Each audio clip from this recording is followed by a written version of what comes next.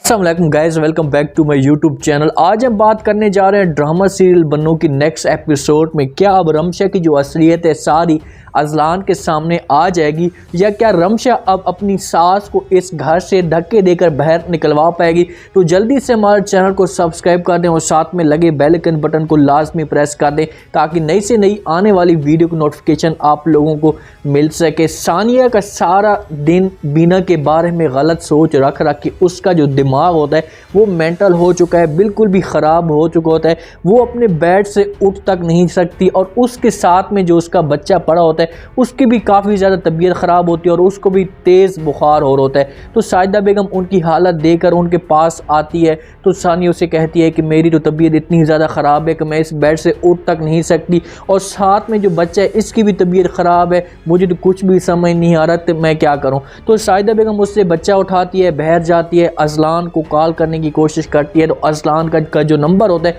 वो भी बंद होता है क्योंकि अजलान की मीटिंग चल रही होती है, वो बाहर किसी मीटिंग में मसरूफ़ होता है। तो वहाँ पर बीना इसके पास जाती है, बीना इसकी हालत साजिदा बेगम की जान जाती है क्योंकि वो कॉल कर रही होती है तो उसकी जो चेहरे की घबराहट होती है वो महसूस कर लेती है। उसके पास जाती है, उससे कहती है कि चाची जान क्या हुआ, आप इतनी अपसेट और परेशान क्यों लग रही हैं। तो साजिदा बेगम उसे सारी स्टोरी बता देती है कि सानिया की भी तबीयत ख़राब है और इस बच्चे की भी तबीयत ख़राब है, इसको बहुत ही ज़्यादा बुखार है और अजलान का जो नंबर है वो बंद आ रहा है, मैं अब क्या करूं। तो बीना उसे कहती है कि आपको परेशान होने की कोई भी ज़रूरत नहीं है, मैं आपकी हमदर्द इस घर में मौजूद हूं। तो वहाँ पर जो बीना होती है वो अपने बच्चे, उसके सानिया के बच्चे को अपने हाथ में उठा लेती है और उसे डॉक्टर के पास ले जाती है। ना डॉक्टर के पास जैसे उसे लेकर जाती है आरफा बेगम साजिदा को आवाज़ मारती है, उससे कहती है कि मेरी बेटी कहाँ है, मेरी बेटी की तबीयत ख़राब है, उसको मेरे पास ही ले आओ। तो साजिदा बेगम भी कहती कि हाँ ठीक है, अब एक ही कमरे से आवाज़ें आएंगी, वैसे एक उधर पड़ी होगी एक उधर पड़ी होगी, दोनों कमरों में आवाज़ें आएंगी तो मेरा दिमाग भी ख़राब हो जाएगा।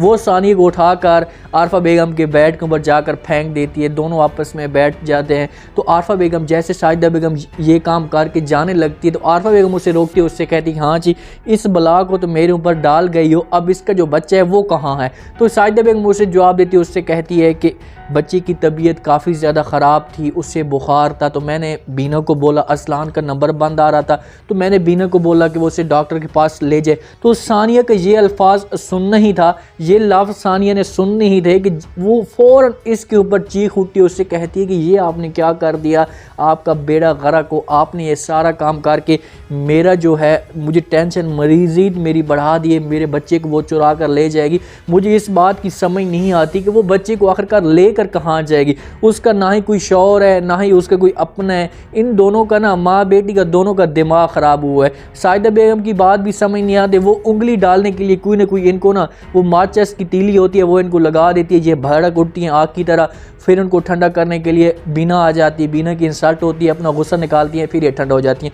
वहाँ पर वो चीखती है सानिया, इसके ऊपर इल्ज़ाम लगाना शुरू कर देती है। साजिदा बेगम मुझसे कहती है कि बेटा जी आपका दिमाग ख़राब हो चुका है, आपका दिमाग ठीक नहीं है, बीना ये काम कैसे कर सकती है, उसकी तबीयत ख़राब थी, उसको इंजेक्शन लगवाना था, बुखार था, कुछ हो सकता था, अगर घर में कोई और नहीं था बीना थी तो लाजमी बात है मैं बीना को भेजी ना, इस लंगड़ी को तो नहीं भेज सकती जो सारा दिन बेड के ऊपर पड़ी होती है और बातें घुमाने के लिए इनको बातें करने के लिए इसको छोड़ दो। वहाँ पर आरफा बेगम भी बोलती है और उससे कहती है कि उस मनूस को आपने बच्चे ही नहीं देना था, उसको बच्चा देकर आप लोगों ने गलती की है, आपको उसके ऊपर ट्रस्ट नहीं करना चाहिए। अब ऐसा करो कि अजलान को तुम बोलो और उससे कॉल करो कि पुलिस में रिपोर्ट करो। साजिदा बेगम इनकी बातें सुनकर काफ़ी ज़्यादा हैरान और परेशान हो रही होती है, उसे समझ नहीं आ रही होती कि ये कैसी से कैसी बातें करती हैं और इनके दिमाग में कौन कौन सी पता नहीं अजीब तरह की बातें कर रही होती हैं। वहाँ पर सानिया उससे कहती है कि खाला जान अगर मेरे बच्चे को कुछ हुआ तो तुम ये मत भूलना मैं दूसरा बच्चा दे दूँगी। ये बात करती और थी, वो कहती है कि बस मुझे ना मैं अपनी जान ले लूँगी अगर मुझे अपना बच्चा जो है वो नहीं मिला। तो जैसी आपस में बातें कर रहे होते हैं, जो अजलान की होती है मीटिंग होती है वो भी ख़त्म हो जाती है।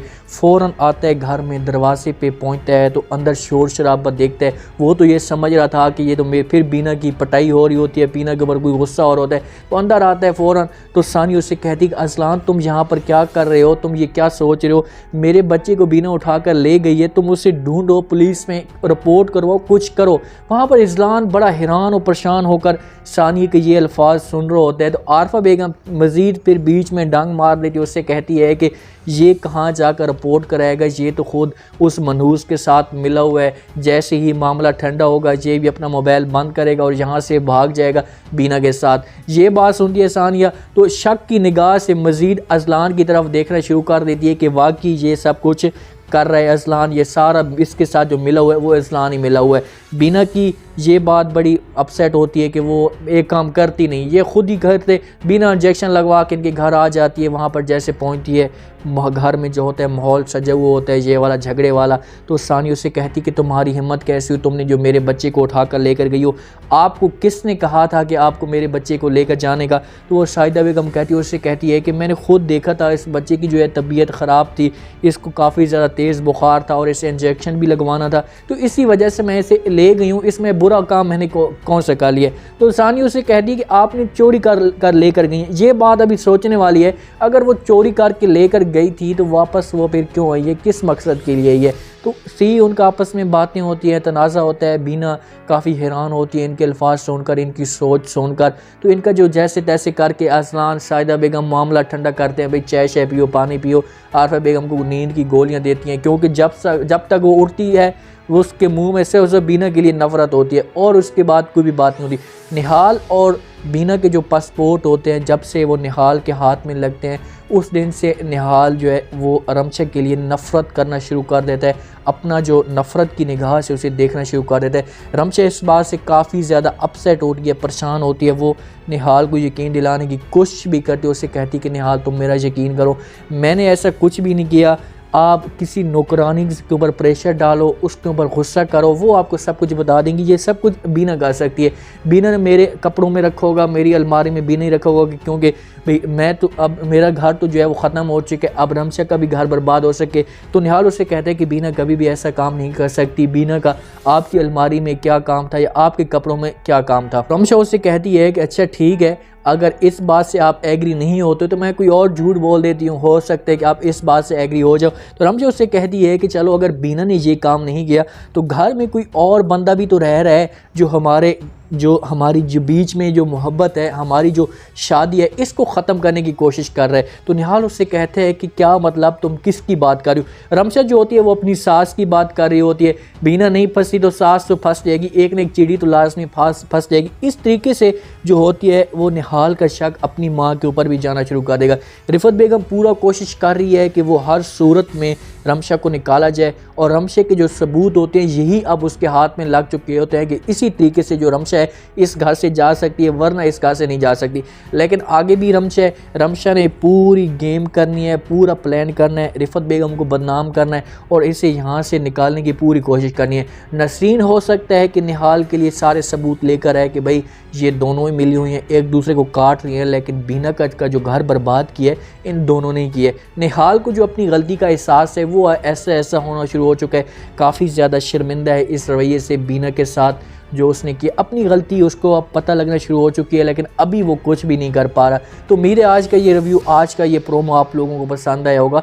आपने कमेंट सेक्शन में अपने लाजमी दिन में बताना है कि अब जो रमशा जो गेम कर रही है इस तरीके से निहाल के दिल में अपनी माँ के लिए नफरत पैदा हो पाएगी। कमेंट सेक्शन में अपनी लाजमी दें, चैनल को लाइक सब्सक्राइब लाजमी कर दें, अपना ख़ास ख्याल करें, दुआ में याद रखें। मुझे दीजिए इजाज़त।